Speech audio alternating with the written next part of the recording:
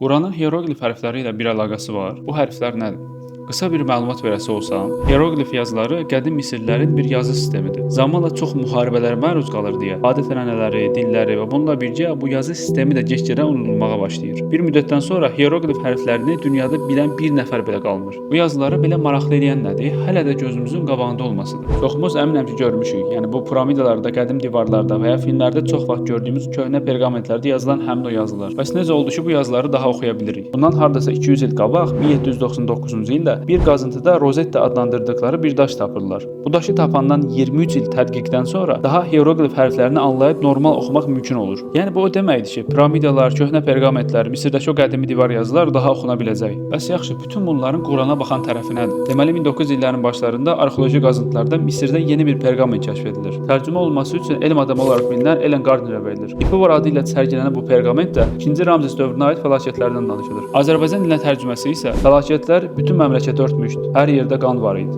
Çay qan oldu. Dünən gördüyüm hər şey məhv olmuşdu. Torpaqlar biçilmiş kimi çılpaq idi. Misirin aşağısı məhv oldu. Bütün saray viran qaldı. Sahibi olan hər şey, buğda və arpa, qazlar və balıqlar. Həqiqətən əkin hər yerdə məhv oldu. Torpaqlar bütün ixtişaş və gürültüyə baxmayaraq. 9 gün ərzində saraydan heç bir çıxış yox idi və heç kim o şəxsin üzünü görə bilmədi. Şəhərlər qüvvətli axınlar tərəfindən yerlə yeksən oldu. Yuxarı Misir viran qalmışdı. Hər yerdə qan var idi. Ölkədə yoluxucu xəstəliklər baş qaldırdı. Bu gün həqiqətən də heç kəs şimala Biblosa gedə bilmirdi. Mumiyalarımız üçün nə edəcək? Qızıl azalır. İnsanlar sudan qorxmağa başlamışdı. Hətta su içəndən sonra da su ayırdılar. Budur suyumuz, xoşbəxtliyimiz. Edə biləcəyimiz nə var? Hər şey talan edilib. Şəhərlər dağıldı. Yuxarı Misir qurudu. Yaşayış məskənləri bir dəqiqə ərzində alt-üst oldu. Əsrlər öncə baş vermiş Fironun dövrünə aid bizim belə təzə öyrəndiyimiz fəlakətlər ilə Quranın ayələrinin nə qədər üst-üstə düşdüyünə diqqət eləyək. Həqiqətən Firon ailəsini quraqlıq və məhsul qıtlığı ilə cəzalandırdıq ki, bəlkə düşünüb ibrət alalar. Biz də ayrı-ayrı möcüzələr olmaqla onlara tufan, çəyirtkə, həşərat, qurbağalar və qan göndərdik. Yenə də onlar təkəbbürləndilər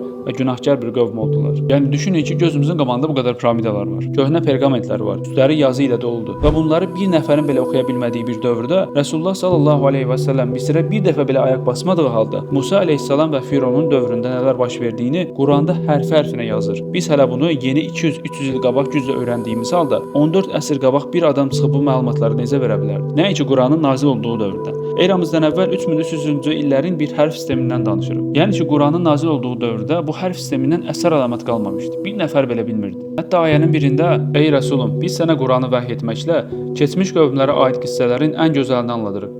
Halbuki sənin qabaqcadan bunlardan xəbərin yox idi", deyə keçir. Yəni ki, qısaca bir ayədə keçmişdən bu qədər dəqiq xəbər vermək ancaq keçmiş və gələcək hakim olan Allahın vəhy etməsi ilə ola bilər.